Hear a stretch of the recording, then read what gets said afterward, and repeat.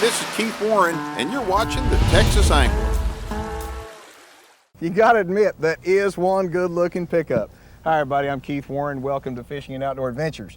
You know, if you haven't headed out to your local Dodge dealer, check out the full-size four-door Ram. You don't know what you're missing.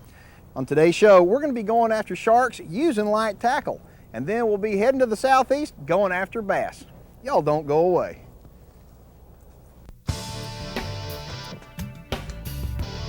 Fishing and Outdoor Adventures with Keith Warren. The most unpredictable fishing show on television. Get it out! Stop it! I'm not kidding. Keith, I mean it. But we guarantee we're going to help you catch more fish. Got it! Hi, this is Keith Warren. On this part of Fishing and Outdoor Adventures, I'd like for you to join me and a friend of mine, Steve Smith from Pure Fishing, as we head south to the Chandelier Islands just off the coast of Biloxi, Mississippi.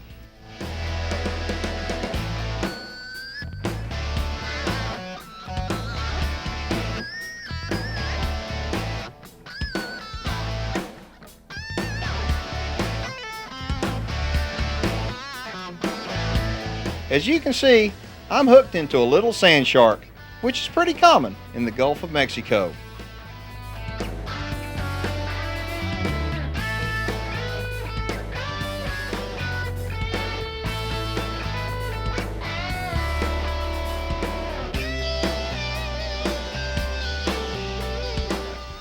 Sometimes when we're out here, this being a great fishery, there are days when we're not doing very well on the trout or the redfish may not be cooperating. And one of the things we always do, and it seems to come through as far as putting a stretch in a line, is just tons of fun, is we'll go down and catch huge stingrays. I mean, upwards of 100 pounds and greater. And sharks, I mean, just large sharks from 30, 40 pounds up to 200 pounds. There's always something here for us to do. With the trout fishing's off, the red fishing's off a little bit, there's always the sharks and the stingrays, which are just a ton of fun to go catch.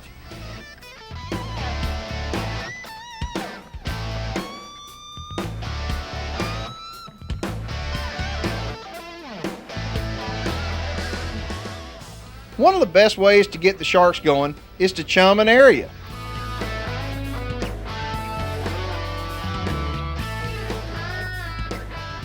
I'm using live pinfish as bait, which is very effective since they're part of the fish's normal diet.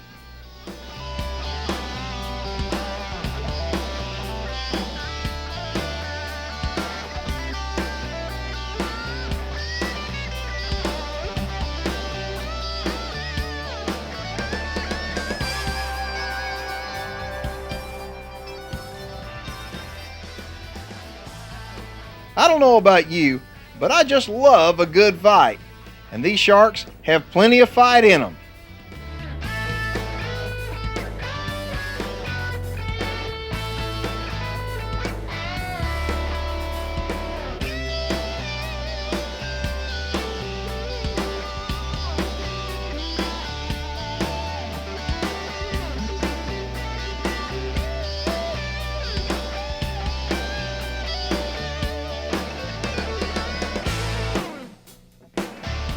The daily bag limit on sharks is 1 per day, and they have to be at least 24 inches long.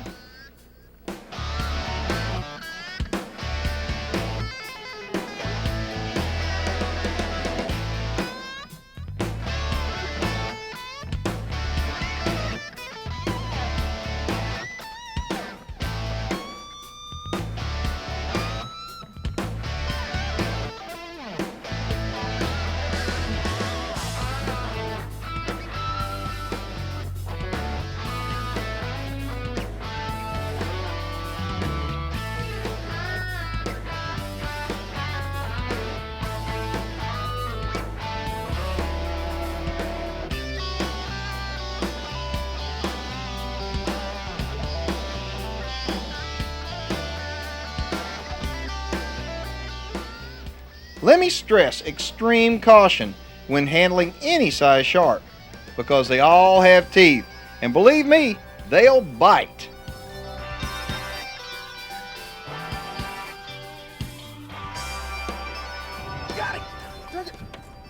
Coming up in a few weeks, I'll be fishing with Tim Norman from Mustad Hooks. We were shark fishing when Tim caught this monster stingray. Looks like that barb looks like a sword. That's a monster.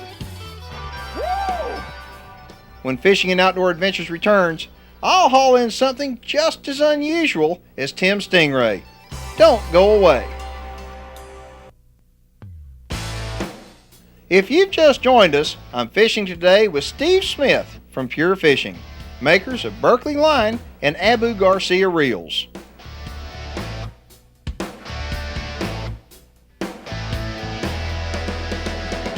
I've got the Skeeter's live well loaded up with all kinds of live bait.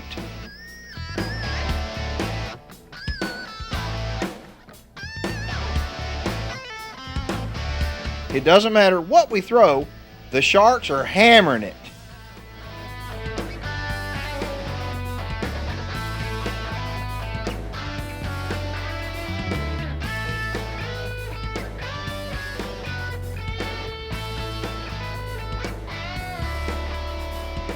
If you take a look at my line, you'll notice a leader attached by a swivel.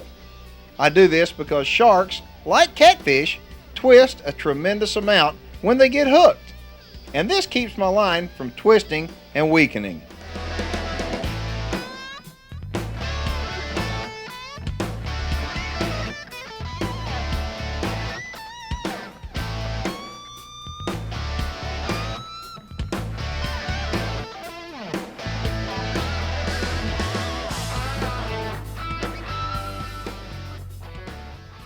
Folks, the glove is a must for handling sharks. With a mouthful of teeth, you have to grab these fish by the body, and you need a non-slip surface like the surface on the glove to hold on to them.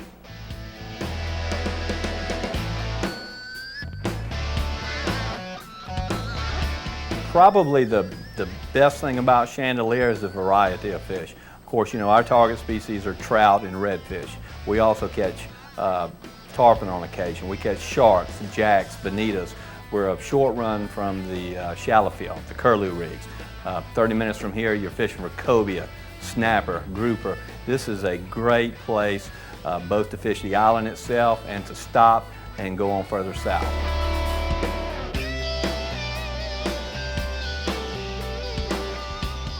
After catching 20 or so small sharks, something slammed my bait and it was smoking my line.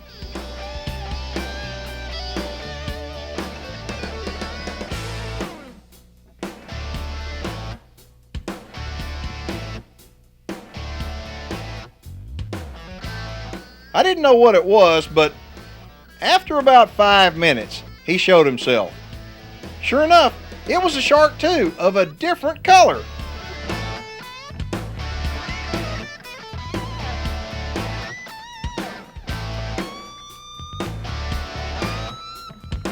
Folks, this is a bonnet shark.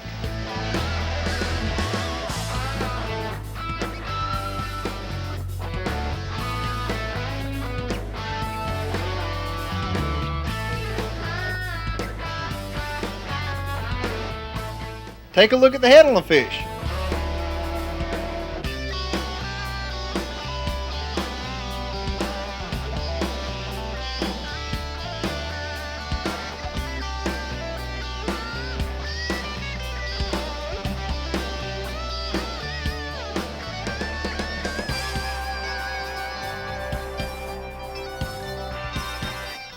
This is a powerful, beautiful fish.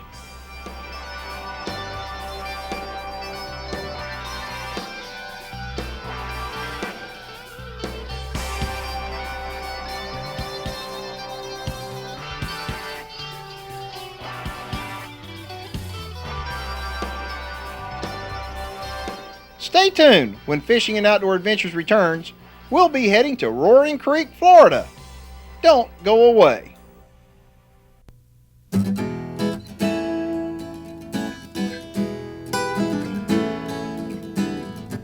Welcome back to Fishing and Outdoor Adventures. I'm Keith Warren, and on this part of the show, I'm in northern Florida in search of black bass. There he is. Golly. Come on. Oh. It's a 3-pounder anyway. Come on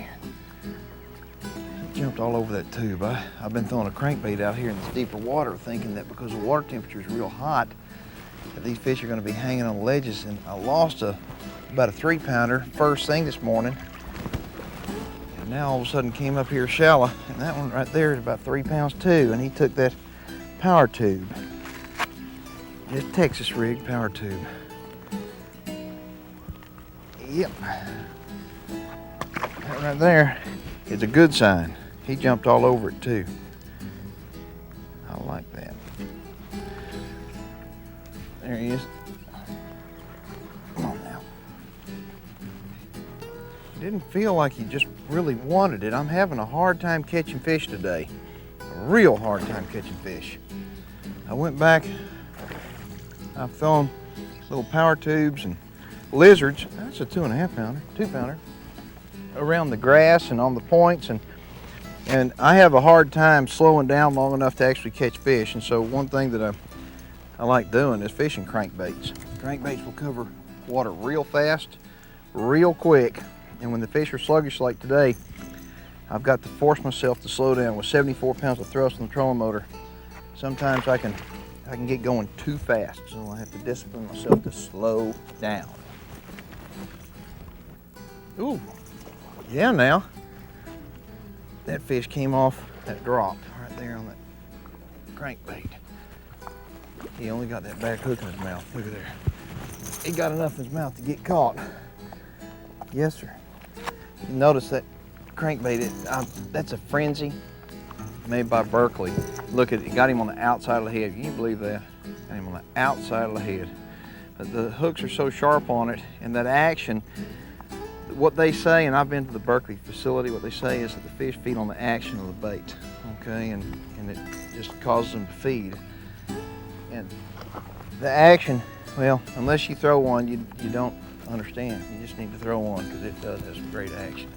He came right off that drop. May be a big fish. Oh yeah, it's a nice bass here. He's not hooked very well. He's not hooked very well. Come on now. He's only got one hook in his mouth. Come on up here. Whoo! Look at there. I guess when I saw him when he came up, he only had one hook in his mouth. He came up and shook his head, and that other hook reached up there and grabbed him. That's the reason why you shouldn't have really, really sharp hooks on your lures. Oh yeah, he was hooked with the back hook only, and I don't know if y'all can tell or not, when he jumped, I tried to keep him from jumping. I put my rod tip down to keep him from jumping. Because when they jump, a lot of times they'll get the slack in their line, and once they get the slack in the line, that's when they're more likely to throw that lure and get free. That's where that long rod also comes in handy. You can kind of control the fish when he jumps, kind of push your rod down in the water, kind of keep him from jumping. That's the second one along this little cut bank. You'll notice that I'm keeping the rod tip up high. And the reason why is that on this part of the lake, there's a lot of grass that's growing up from the bottom. And by keeping my rod tip up high, it enables me to keep the lure just barely ticking the grass. And that's where I'm going to get most of the strikes.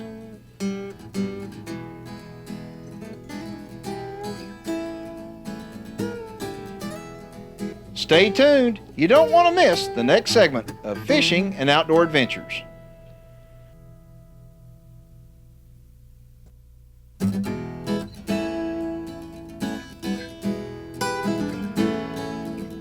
Welcome back to Fishing and Outdoor Adventures and to northern Florida. This lake holds plenty of black bass. And as most lakes in Florida, it has its share of swamp lizards. As far as predators go, that right there is the ultimate predator. Alligator out here, he can make a living on anything. He eats ducks and coots and possums and coons and all species of fish, including black bass. And I've seen lots of times where the fish will live right in the same areas as alligators. It's no big deal. They just learn to coexist with one another. But you can see that one right there. That gator right there is probably about 6 to 7 foot long. He's not really that big. I mean, he's a nice sized gator, but he's not really big, considering how big they do get. Every time I see an alligator, no matter where I am, I have to just stop and look at them because they are just such neat animals. They look so prehistoric. Ooh. Ooh. Ooh.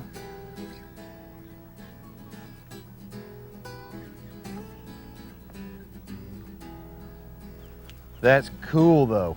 Look at him just kind of suspended.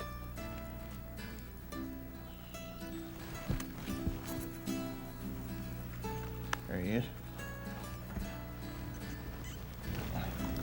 These fish may be a little bit shallower than what I originally thought. I've changed and put on this frenzy rattler now because the fish have appeared to be a lot closer. And look at that, he took it pretty good. The fish seem to be a lot closer to cover and a lot more shallow water than what I originally thought. You know, fishermen go out all the time and nowadays they have lots of sources for information. They'll wind up going and watching TV shows, and they'll be able to read books and rent videos and all that kind of stuff to tell you what the fish ought to be doing.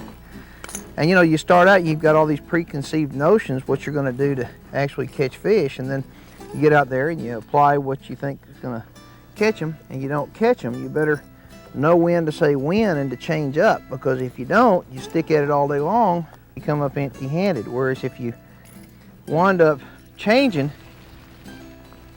you can catch them. Now, come on, what's the matter with you?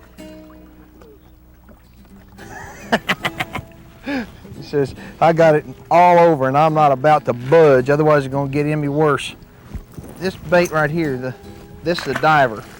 And what happens is it'll go down, I'm diving it down until I can feel grass and I'm stopping it. And this frenzy bait is a little bit different than most diving crankbaits shaped like this, in that this one gets down real fast and it stays down. Okay, it basically suspends, floating very, very slowly back up. But as soon as I feel that grass, and you can feel it because it's plastic, the bait has a great wobble and also a really good rattle, but you can feel it. As soon as you feel that blade of grass stop, the bait floats up. That's a lot of times when the fish hit it.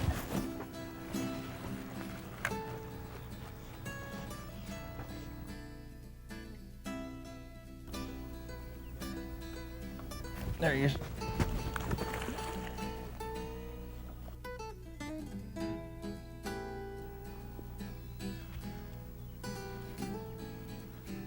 There he is. Yeah, these fish have really started turning on now. They pretty apparent that we're making a drift and just catching some fish now, getting bites real often. Apparently what's happened, we're on a minor feed. And if people don't think that there's such thing as feeding period on fish, it'll blow your mind. If you're a fisherman, you know exactly what I'm talking about. You're out there all day long and all of a sudden for about 30 minutes they just feed like crazy and they shut off. There's something to that.